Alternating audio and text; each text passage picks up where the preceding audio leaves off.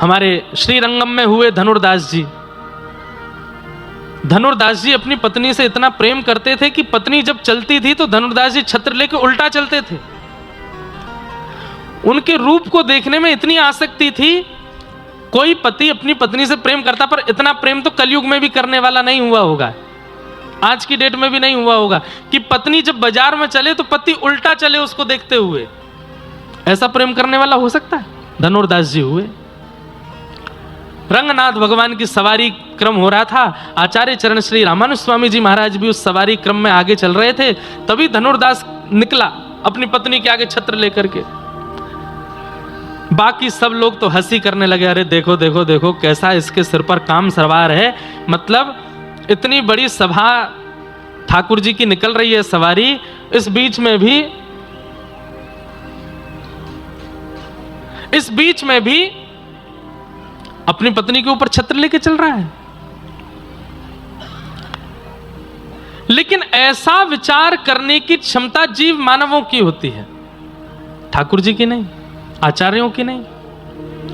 तो जैसे ही रंगनाथ प्रभु की सवारी निकली, धनुर्दास अपनी पत्नी के आगे छत्र लेकर के निकला, तो बाकी सब जितने पंडित जी आदि सब थे, सब हंसने लगे। बोले देखो कैसा व्यक्ति है, इसको इतना विचार नहीं है कि ठाकुर जी की सवारी निकल रही है, मैं छत्र लेके ना चलूं।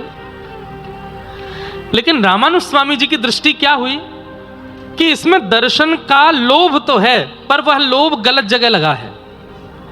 इसमें दर्शन की आधुनिकता तो है, दर्शन की क्षमता तो है, परंतु वो संसार के प्रति है। यदि ठाकुर जी के प्रति हो जाए तो अपनी दर्शन की विधा से भगवत प्राप्ति कर लेगा। इसको दर्शन का चाव है।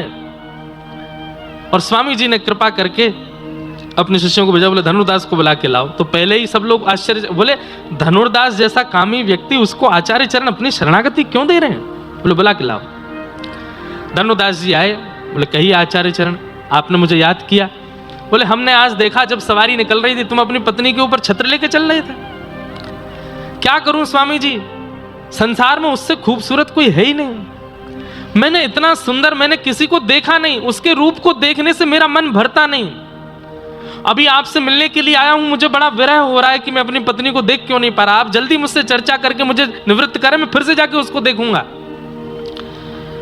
स्वामी जी के मन में आया, बोले इतने दर्शन का चाव यदि ठाकुर जी के प्रति हो जाए तो कितना आनंद आएगा। उन्होंने कहा अगर हमने तुम्हारी पत्नी से सुंदर किसी को दिखा दिया तो धनुर्दास कहता है मैं मान ही नहीं सकता, मेरी पत्नी से सुंदर कोई नहीं होगा संसार में। बोले मैंने अगर दिखा दिया तो बोले मैं वचन देता हूं पत्नी सहित जीवन भर उनकी शरणागति कर लूंगा यदि मेरे पत्नी से सुंदर कोई और हुआ तो।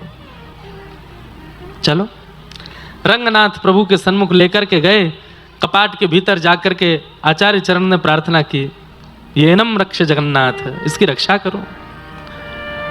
इसके नेत्रों में दर्शन का गुण है, लेकिन संसार के प्रति है। एक बार अपनी छटा दिखा दीजिए, एक बार अपना रूप मनोहर दिखा दीजिए, एक बार अपने मनमोहनी रूप के प्रति इसको आकर्षित कर लीजिए नाथ।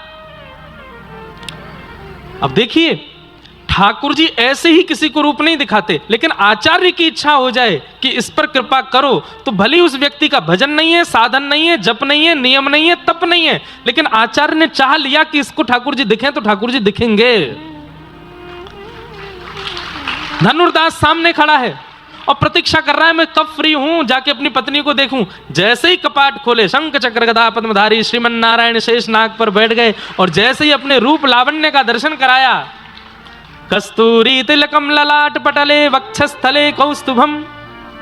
कितने श्लोक कहें ठाकुर जी की सुंदरता पे। वरहा पीड़म नटवर वपहु कर्णयो कर्णकारम विभ्रतवासः कनक कपिसं वैजयन्तीं चमालां रंध्रान वेणो अधर सुधया पूरयन् गोप वृंदै वृंदारण्यम स्वपदरमणम प्राविशद गीत कीर्ति। उस नील सरोरुह रूप का जब दर्शन किया धनुर्दास ने, नेत्रों से अश्रुओं की धार बह रही है, पलक झपकना भूल गया, घुटने पर बैठ गया, हाँ नाथ कहकर के हाथ जोड़ करके केवल रूप माधुरी का दर्शन करता रहा। थोड़ी देर बाद स्वामी जी आए और कहे, धनुर्दास कैसे हैं? क्या वर्णन करूं इस रूप का, क्या अनुभव बताऊं इस रूप का। बोले चलो जाओ अपने घर पत्नी को देखो। बोले अब इच्छा नहीं है, अब तो बस एक ही इच्छा, बोले क्या, ऐसे ही देखत रहूं मैं जन्म सफल कर मानूं। बस इनको देखते देखते देखते मेरे यही प्राण निकल जाएं, मैं और कुछ नहीं देखना चाहता। और महापतित उस धनुर्दास को आचार्य चरण ने केवल उसके दोष को, बंधुओं दोष नाम की वस्तु हमारे अंदर होती नहीं है, बहुत ध्यान से सुनिएगा, हमारे अंदर कोई दोष नहीं होता। आज लिखिएगा क्या क्या दोष है, काम, क्रोध, लोभ, ईर्ष्या, द्वेष, अभिनिवेश, अहंता, ममता, चिंता आदि आदि जो भी।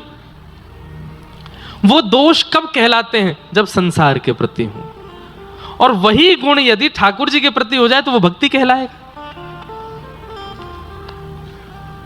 वही भक्ति बन जाएगा। बस आचार्य यही करते हैं कि दोष को संसार के प्रति जो है उसको ठाकुर जी के प्रति कर देते हैं, वही भक्ति बन जाता है।